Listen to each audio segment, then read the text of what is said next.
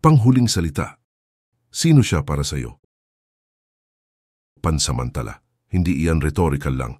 Ang totoo, ang kamay ng Panginoong Hesus ay hindi habang panahong bukas para magpakita ng awa. Isang araw, baka nga malapit na, ang panahon ng awa ay matatapos at ang araw ng paghuhukom ay darating na. Nangako si Hesus habang nalalapit ang kanyang pagkamatay sa krus, na babalik siya para hatulan ng mga tao once and for all.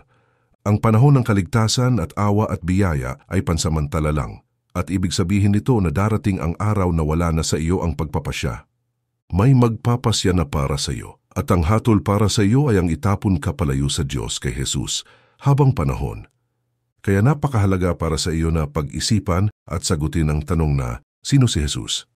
Ngayon, sana sa pagbabasa mo ng librong ito ay na-realize mo na ang tanong na ito ay hindi pwedeng balewalain lang.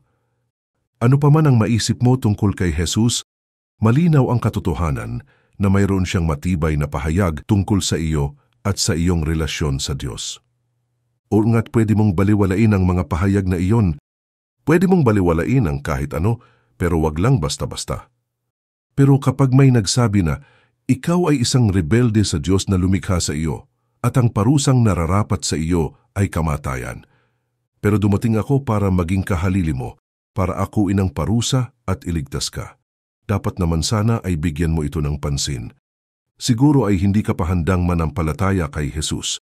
Kung ganoon, bakit hindi? Meron ka pa bang mga tanong? Ano ang pumipigil sa iyo? Kapag napagtanto mo na ang mga bagay na iyon, huwag mo lang basta iwanan ng mga ito.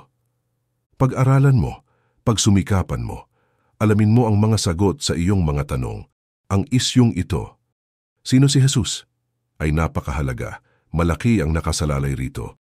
Huwag mong balewalain ito at huwag mong ipagpaliban. Kung mapagpasyahan mong hindi. Hindi ako naniniwala na si Hesus ay kung ano ang sinasabi ng Biblia.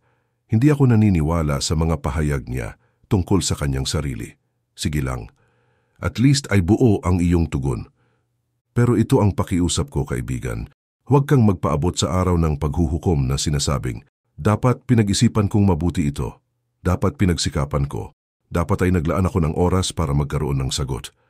Sa huling araw, mas higit pa ang mga pagsisisihan mo kung ikukumpara yan. Sa kabilang banda, siguro ay handa ka nang sabihing, oo, naniniwala ako na si Hesus nga ang hari, ang anak ng Diyos, ang suffering servant. Alam kong ako'y isang makasalanan at isang rebelde laban sa Diyos.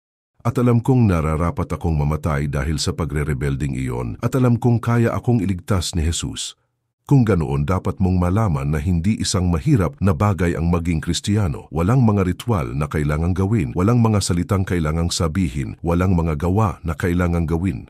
Kailangan mo lang talikuran ang kasalanan at magtiwala kay Hesus, lumapit sa Kanya at umasa sa Kanya para iligtas ka.